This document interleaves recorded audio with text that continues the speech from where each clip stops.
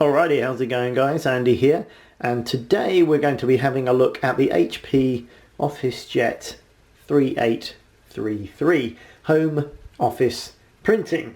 So I picked this up from Tesco, which is a supermarket in the UK, on special offer at £34, which I thought was pretty good value. My current printer I have here in the office is getting on a bit. I've had it for a number of years. It's been very decent and good quality, but I could do with having a separate printer downstairs in my garage where I do a lot of stock processing for my business. So I thought I would pick this up. It's very cheap, and I thought I'd take you through it and let you know what I thought of it from the review.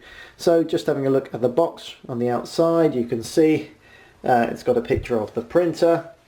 And it says here, HP Instant Ink Ready, supply included in the box. This is a relatively new thing from HP, that they're trying to make a subscription service for the ink. So you pay a monthly fee and they basically send you, the computer will tell it when it's getting low on ink, and some fresh ink will always turn up.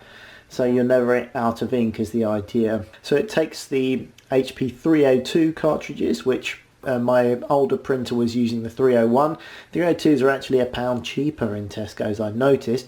I haven't compared the actual capacity of the printer cartridges. They seem a similar size. I will do that for you later on in the video, just to make sure they're not cutting down on the size of the cartridge. But either way, it's good to see it actually being slightly cheaper rather than more expensive. It's always worth bearing in mind if when you're choosing a printer, just to double check the price, what type of cartridge it takes, and double checking the price of those cartridges, because what you don't want to do is get sucked into a good value printer only to find out that the refill's going to cost you a lot more money. So further on in the box, I'll just get further in here, you can see it says 35-page automatic document feeder, print with or without a router, 5.5 centimeter 2.2 inch mono touchscreen, and quiet mode, which is always good. My older printer was absolutely excellent. It was very fast. Did make a little bit of a racket, I must admit. The far end, again, HP Instant Ink Ready. Nothing extra on here. So let's crack it open and see what we can see. So with the box open, as you can see at the top here, we have the HP 302 inks. They come in a tricolour cartridge and a black cartridge. We've got the power cable. Looks like a reasonable amount of cable. This is looks like a network cable. If you want to plug it into your router, obviously it's Wi-Fi, so you don't need to do that. You may need to plug it into for the setup sometimes. To originally set it up onto the Wi-Fi, you sometimes have to plug it in, but once you have it on the Wi-Fi, you don't need it connected. Then you've got the usual driver CD and software and stuff. I usually don't bother with this. I get the drivers from the HP website, because anything in physical media is usually out of date by the time you get there anyway, and there's some new drivers, so I don't bother with that. I don't bother with the software packages they usually add on there as well. They don't really add any benefit to have the software on there. So yeah, just get the usual printer drivers downloaded. It usually comes with an interface for the scanner and things like that anyway. So that's it, we'll get it out of the box. So that's the box out of the way. We've got here the quick start instructions. Pretty straightforward. Warranty, something about the ink cartridge.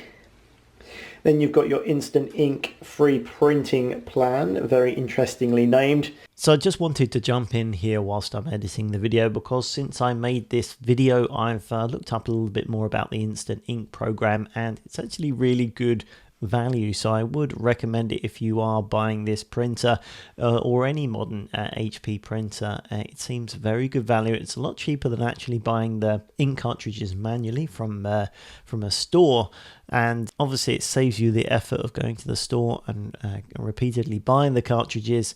It's an awful lot cheaper, and the printer does the work for you. Once it realizes it's getting low, it'll order the cartridges for you. It arrives at your home, and then as soon as the ink cartridges run out, you can just pop them in and it will carry on. It's pretty straightforward.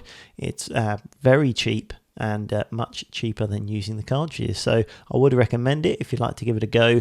There is a link down in the description box below where you can sign up for this plan and actually get a free trial as well. So you actually get some free printing out of it as well. So worth a go. You can cancel at any time and just see how you go with it. But I actually have signed up for it because I think it's definitely worth a go with my printer. A link for the printer where you can pick it up on Amazon is also available in the description. Right, back to Andy and the video. And then the full instructions. Nice to see these days a lot of modern things come without instructions, and then a little thing to say you can get a PDF online. So it's nice to actually see physical instructions. Much more handy in my opinion. So here is the printer. Let's have a look at it in the flesh. So it feels pretty good quality, I must admit.